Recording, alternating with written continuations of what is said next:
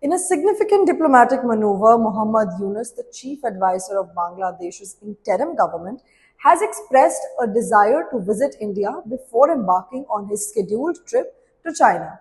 This request comes at a time when relations between Bangladesh and India are notably strained following the regime change in Bangladesh and its demand to send ex-PM Sheikh Hasina back.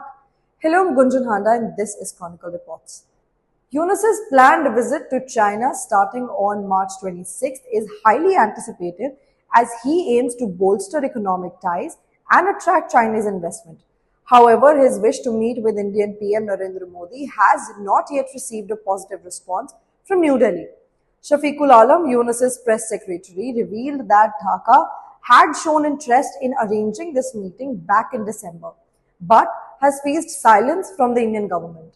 Foreign Secretary Mohammad Jasim-Uddin reiterated Bangladesh's readiness for the meeting with Modi during a media briefing, emphasizing that they are awaiting a favorable response from India.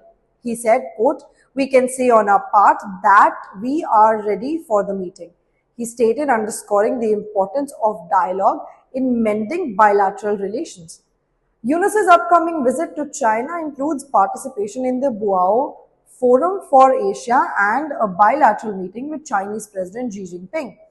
This visit marks his first high level engagement since taking office and is seen as a crucial step for Bangladesh to strengthen its position amid shifting geopolitical dynamics.